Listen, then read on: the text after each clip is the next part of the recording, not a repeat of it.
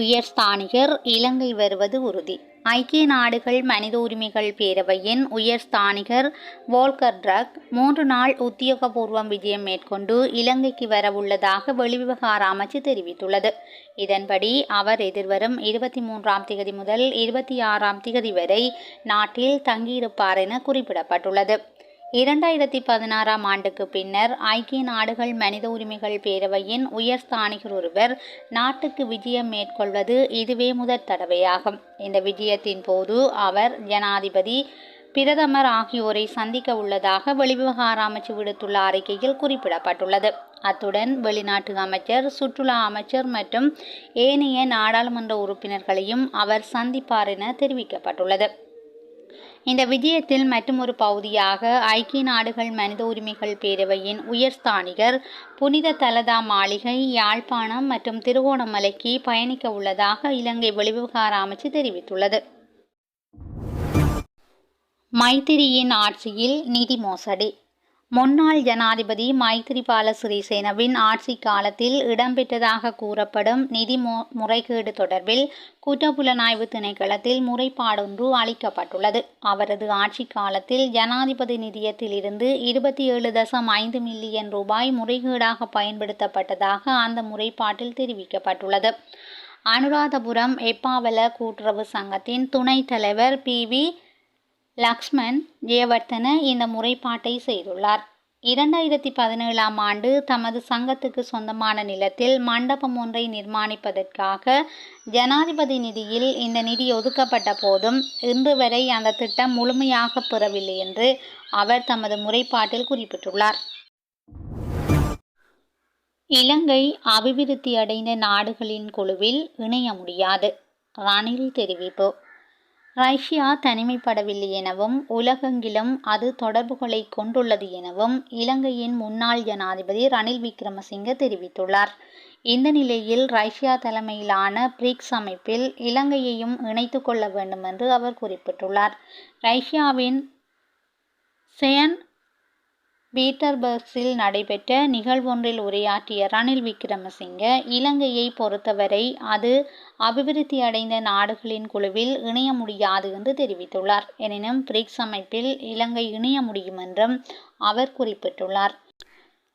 உலகில் இன்று வேறெந்த குழுவை காட்டிலும் பிரிக்ஸ் அமைப்பே பெரிய அமைப்பாக உள்ளது. அணிசேரா அமைப்பு தகர்ந்து போயுள்ள நிலையில் பிரிக்ஸ் அமைப்பே முன்னிலை பெறுவதாகவும் முன்னாள் ஜனாதிபதி ரணில் விக்ரமசிங்க தெரிவித்துள்ளார். தேசிய மக்கள் சக்தி பிரபாகரனுடனும் கூட்டணி அமைக்கும், நளின் பண்டார தெரிவிப்பு. அதிகாரத்தை கைப்பற்றுவதற்காக பிரபாகரனுடன் கூட்டணி அமைக்கும் நிலைக்கு அரசாங்கம் தள்ளப்பட்டுள்ளது என ஐக்கிய மக்கள் சக்தியின் நாடாளுமன்ற உறுப்பினர் நளின் பண்டார தெரிவித்துள்ளார். நாடாளுமன்றத்தில் நேற்று உரையாற்றும் போதே அவர் இதனை தெரிவித்துள்ளார். நளின் பண்டார மேலும் கூறுகையில், ஊழல் மோசடியாளர்களுடன் ஒன்றிணைந்து ஐக்கிய மக்கள் சக்தி உள்ளூராட்சி மன்ற அதிகார சபைகளில் ஆட்சி அமைப்பதாக அரசாங்கம் குற்றம் சாட்டுகின்றது. குருநாகல் மாநகர சபை முதல்வராக தேசிய மக்கள் சக்தியின் உறுப்பினர் தெரிவாகியுள்ளார். பிரதி முதல்வராக அகில இலங்கை முஸ்லிம் காங்கிரசின் உறுப்பினர் நியமிக்கப்பட்டுள்ளார். இவர் மீது பல ஊழல் மோசடி குற்றச்சாட்டுகள் முன்வைக்கப்பட்டுள்ளன. கரண்ணாகொட விசாரணை ஆணைக்குழுவின் அறிக்கையில் அசாப்தீன் மீது பல குற்றச்சாட்டுகள் முன்வைக்கப்பட்டுள்ளன. இந்த ஆணைக்குழுவின் பரிந்துரைகளை தற்போதைய அரசாங்கம் செயற்படுத்துமா, அதிகாரத்துக்காக பிரபாகரனுடனும் கூட்டணி அமைத்து கொள்ளும் நிலைக்கு இந்த அரசாங்கம் தள்ளப்பட்டுள்ளது என அவர் தெரிவித்துள்ளார். இலங்கையில் முன்னெடுக்கப்பட்ட பயங்கரவாத புலனாய்வு பிரிவின் விசாரணை சர்வதேச ஊடகத்தில். திருகோணமலை மாவட்டத்தின் வலிந்து காணாமலாக்கப்பட்டோரின் உறவுகள் சங்கத்தின் தலைவியான செபஸ்டியன் தேவி இலங்கையின் அதிகாரிகளால் விசாரணைக்கு உட்படுத்தப்பட்ட விடயம் குறித்து சர்வதேச ஊடகம் ஒன்றில் செய்தி வெளியிடப்பட்டுள்ளது. 2025 ஜூன் 16ஆம் தேதியன்று இலங்கையின் பயங்கரவாத புலனாய்வு பிரிவின் அதிகாரிகளால் அவர் தமது வீட்டில் வைத்து 3 மணி நேரம் விசாரணைக்கு உட்படுத்தப்பட்டதாக குறித்த ஊடகம் தெரிவித்துள்ளது. ஐக்கிய நாடுகள் பேரவையின் மனித உரிமைகள் உயர்ஸ்தானிகர் இலங்கைக்கு வருகை தரவுள்ள நிலையில் இந்த விசாரணைகள் இடம்பெற்றுள்ளமை அந்த ஊடகம் சுட்டிக்காட்டியுள்ளது. உள்ளூர் மற்றும் சர்வதேச அளவில் 21 அமைப்புகளுடனும் அவருக்கு உள்ள தொடர்புகள் பற்றிய விரிவான தகவல்கள் இதன்போது இலங்கை அதிகாரிகள் கோரியதாக தெரிவிக்கப்பட்டுள்ளது. அத்துடன் செபஸ்டியன் தேவி ஜெனீவாவில் உள்ள ஐக்கிய நாடுகள் மனித உரிமைகள் பேரவைக்கு சென்றமை குறித்தும் அந்த பயணத்திற்கு யார் நிதியளித்தார்கள் என்பது தொடர்பாகவும் இலங்கை அதிகாரிகள் கேள்வி எழுப்பியுள்ளதாக தெரிவிக்கப்பட்டுள்ளது. உச்சம் தொடும் தேயிலை உற்பத்தி. நாட்டில் தேயிலை உற்பத்தியானது கடந்த மாதம் 2.9% அதிகரித்துள்ளதாக தெரிவிக்கப்பட்டுள்ளது. இது 25.37 மில்லியன் கிலோகிராமாக பதிவாகியுள்ளது. இந்த வருடத்தின் முதல் 5 மாதங்களில் மாத்திரம் தேயிலை உற்பத்தியானது 113.96 மில்லியன் கிலோகிராமாக பதிவாகியுள்ளதாக தெரிவிக்கப்பட்டுள்ளது. அத்துடன் கடந்த வருடம் இந்த காலப்பகுதியுடன் ஒப்பிடும்போது தேயிலையின் உற்பத்தி 104.80 மில்லியன் கிலோகிராமாக பதிவாகியிருந்தது. நாட்டின் மத்திய மாகாணத்திலேயே தேயிலை உற்பத்தி அதிகரிப்பை பதிவு செய்திருப்பதாக தெரிய வந்துள்ளது. உச்சம் தொடும் தேயிலை உற்பத்தி. நாட்டில் தேயிலை உற்பத்தியானது கடந்த மாதம் 2.9% அதிகரித்துள்ளதாக தெரிவிக்கப்பட்டுள்ளது. இது 25.37 மில்லியன் கிலோகிராமாக பதிவாகியுள்ளது. இந்த வருடத்தின் முதல் 5 மாதங்களில் மாத்திரம் தேயிலை உற்பத்தியானது 113.96 மில்லியன் கிலோகிராமாக பதிவாகியுள்ளதாக தெரிவிக்கப்பட்டுள்ளது. அத்துடன் கடந்த வருடம் இந்த காலப்பகுதியுடன் ஒப்பிடும்போது தேயிலையின் உற்பத்தி 104.80 மில்லியன் கிலோகிராமாக பதிவாகியிருந்தது. நாட்டின் மத்திய மாகாணத்திலேயே தேயிலை உற்பத்தி அதிகரிப்பை பதிவு செய்திருப்பதாக தெரிய வந்துள்ளது. ஈரானில் உள்ள இலங்கையர்களுக்கான செய்தி. ஈரானில் உள்ள இலங்கை மற்றும் நேபாள நாட்டவர்களை பாதுகாப்பாக வெளியேற்றுவதற்கு இந்தியா ஒத்துழைப்பு வழங்குவதாக ஈரானில் உள்ள இந்திய தூதரகம் தெரிவித்துள்ளது.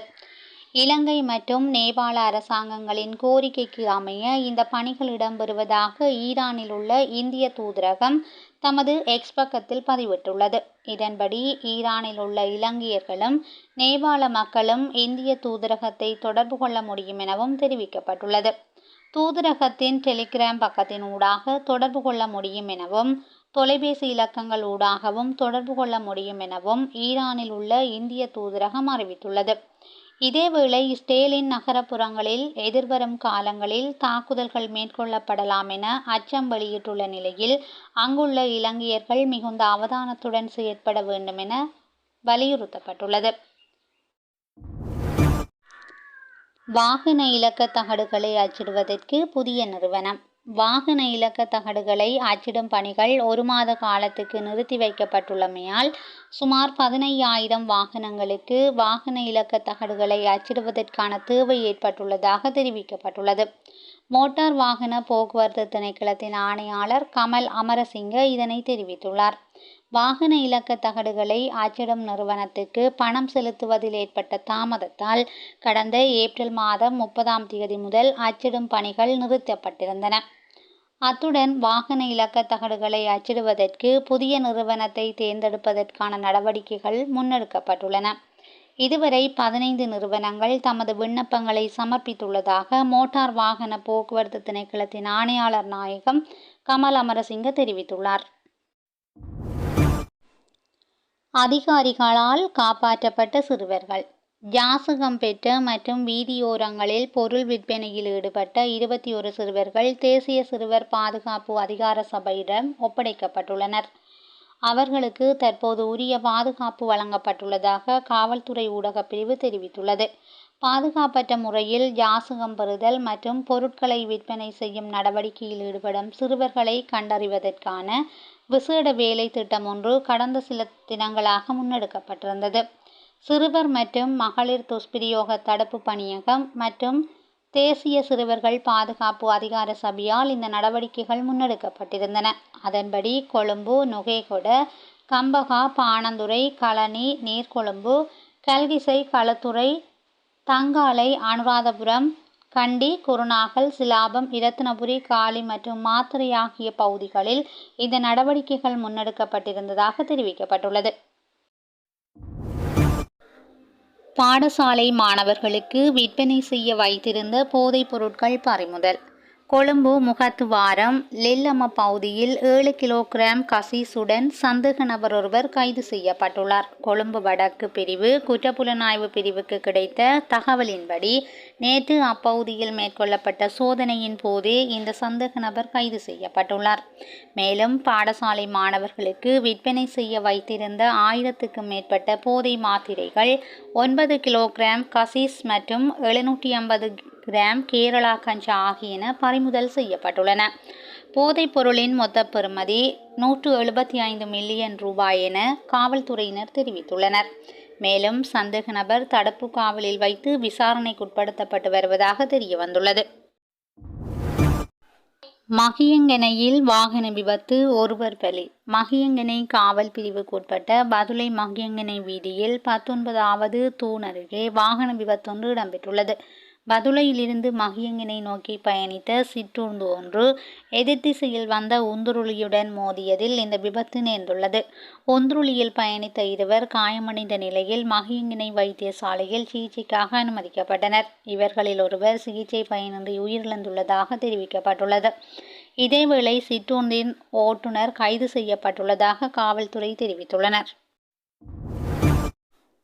இலங்கையில் முன்னெடுக்கப்பட்ட பயங்கரவாத புலனாய்வு பிரிவின் விசாரணை சர்வதேச ஊடகத்தில்.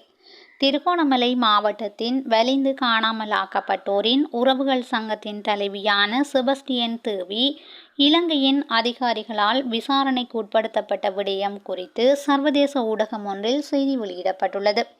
2025 ஜூன் 16ஆம் தேதியன்று இலங்கையின் பயங்கரவாத புலனாய்வு பிரிவின் அதிகாரிகளால் அவர் தமது வீட்டில் வைத்து 3 மணி நேரம் விசாரணைக்குட்படுத்தப்பட்டதாக குறித்த ஊடகம் தெரிவித்துள்ளது. ஐக்கிய நாடுகள் பேரவையின் மனித உரிமைகள் உயர்ஸ்தானிகர் இலங்கைக்கு வருகை தரவுள்ள நிலையில் இந்த விசாரணைகள் இடம்பெற்றுள்ளமை அந்த ஊடகம் சுட்டிக்காட்டியுள்ளது. உள்ளூர் மற்றும் சர்வதேச அளவில் 21 அமைப்புகளுடனும் அவருக்கு உள்ள தொடர்புகள் பற்றிய விரிவான தகவல்கள் இதன்போது இலங்கை அதிகாரிகள் கோரியதாக தெரிவிக்கப்பட்டுள்ளது. அத்துடன் செபஸ்டியன் தேவி ஜெனீவாவில் உள்ள ஐக்கிய நாடுகள் மனித உரிமைகள் பேரவைக்கு சென்றமை குறித்தும் அந்த பயணத்திற்கு யார் நிதியளித்தார்கள் என்பது தொடர்பாகவும் இலங்கை அதிகாரிகள் கேள்வி எழுப்பியுள்ளதாக தெரிவிக்கப்பட்டுள்ளது. ஸ்டேல் மோதலை நிறுத்தும் வரை எந்த பேச்சுவார்த்தைக்கும் இடமில்லை, ஈரானிய வெளிவிவகார அமைச்சர் தெரிவிப்பு. ஸ்டேலுடன் மோதல் இடம்பெற்று வரும் நிலையில் அணுசக்தி திட்டம் குறித்த பேச்சுவார்த்தைகள் மீண்டும் தொடங்கப் போவதில்லை என்று ஈரான் அறிவித்துள்ளது. ஈரான் மீது நீடித்த தாக்குதல் நடத்தப்படும் என ஸ்டேலிய பாதுகாப்பு அமைச்சர் எச்சரித்த சில மணித்தியாலங்களுக்கு பின்னர் ஈரானிய வெளிவிவகார அமைச்சர் தங்களது நிலைப்பாட்டை அறிவித்துள்ளார். நேற்றிரவு வடக்கு இஸ்ரேல் மீது ஈரான் தாக்குதல் நடத்தியதுடன் ஈரானில் உள்ள பல இடங்கள் இலக்கு வைத்து ஸ்டேலும் தாக்குதல் நடத்தியுள்ளது. இந்த நிலையில் எதிர்வரும் நாட்கள் கடினமானதாக இருக்கும் என ஈரானிய வெளிவிவகார அமைச்சர் காணொளியொன்றை வெளியிட்டு நாட்டு மக்களுக்கு குறிப்பிட்டுள்ளார். இதேவேளை பிரித்தானியா, பிரான்ஸ் மற்றும் ஜெர்மனி உள்ளிட்ட நாடுகளின் வெளிவிவகார அமைச்சர்கள் ஈரானிய வெளிவிவகார அமைச்சரை ஜெனீவாவில் நேற்று சந்தித்து கலந்துரையாடியுள்ளனர். அணுசக்தி திட்டம் தொடர்பாக அமெரிக்காவுடன் ராஜதந்திர ரீதியிலான முயற்சிகளை மீண்டும் ஆரம்பிக்குமாறு அவர்கள் ஈரான் வெளிவிவகார அமைச்சரை வலியுறுத்தியுள்ளனர். எவ்வாறாயினும் ஸ்டேலின் ஆக்கிரமிப்பு நிறுத்தப்பட்டால் மாத்திரமே ராஜதந்திர ரீதியிலான செயற்பாடுகளை பரிசீலிக்க முடியும் என ஈரானிய வெளிவிவகார அமைச்சர் இதன்போது குறிப்பிட்டுள்ளார். தங்களது அணுசக்தி திட்டம் அமைதியான முறையில் இடம்பெறுவதாக சுட்டிக்காட்டிய ஈரானிய வெளிவிவகார அமைச்சர் ஸ்டேல் சர்வதேச சட்டத்தை மீறியுள்ளதாக தெரிவித்துள்ளார். எனவே தங்களை பாதுகாத்துக் கொள்வதற்காக ஈரான் மேற்கொள்ளும் செயற்பாடுகள் தொடரும் எனவும் அவர் குறிப்பிட்டுள்ளதாக சர்வதேச ஊடகங்கள் தெரிவிக்கின்றன. திருமணமாகாத பல மில்லியன் ஆண்களை கொண்டிருக்கும் இலங்கையின் நட்பு நாடு. சீனாவில் மில்லியன் கணக்கான திருமணமாகாத ஆண்கள் உள்ளனர் என சமீபத்திய ஆய்வுகளில் தெரிய வந்துள்ளது. சீனாவில் பெண்களை விட 30 மில்லியன் ஆண்கள் அதிகமாக இருப்பதால் திருமணமாகாத ஆண்களின் எண்ணிக்கை அங்கு அதிகமாக உள்ளதாக தெரிவிக்கப்படுகிறது. சீனாவின் ஒரு குழந்தை கொள்கையின் பின்விளைவுகளே இதுவென கூறப்படுகிறது. 1980ஆம் ஆண்டு மக்கள் தொகை 1 பில்லியனை நெருங்கிய போது சீன அரசாங்கத்தால் இந்த கொள்கை நிறுவப்பட்டது. அதிகமான மக்களை கொண்டிருப்பது நாட்டின் பொருளாதார வளர்ச்சியை பாதிக்கும் என்ற அச்சத்தின் மத்தியில் இந்த கொள்கை அறிமுகப்படுத்தப்பட்டது. எனினும் குறித்த திட்டம் தற்போது திருமணத்தில் தாக்கம் செலுத்தியுள்ளதாக தெரிய வருகிறது. மேலும் குறித்த திட்டத்தின் விளைவாக மிகப்பெரிய பாலின ஏற்றத்தாழ்வு ஏற்பட்டுள்ளது. சீனா இப்போது அதன் வீழ்ச்சியடைந்து வரும் பிறப்பு விகிதம் மற்றும் வயதான மக்கள் தொகை குறித்து மிகவும் கவலை கொண்டுள்ளது. ஈரானை தாக்கிய இயற்கை அனர்த்தம்.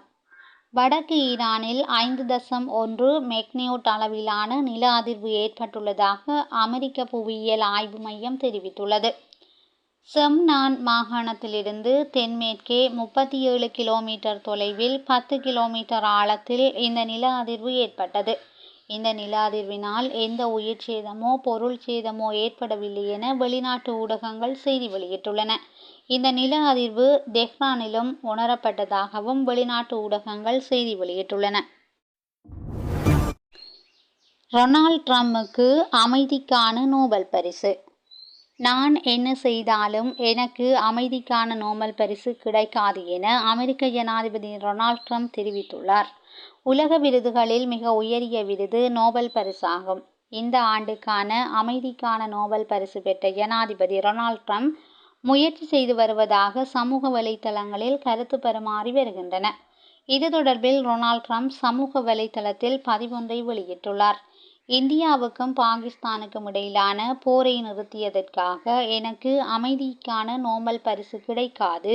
ரஷ்யா, உக்ரைன், இஸ்ரேல், ஈரான் உட்பட நான் என்ன செய்தாலும் எனக்கு அமைதிக்கான நோபல் பரிசு கிடைக்காது.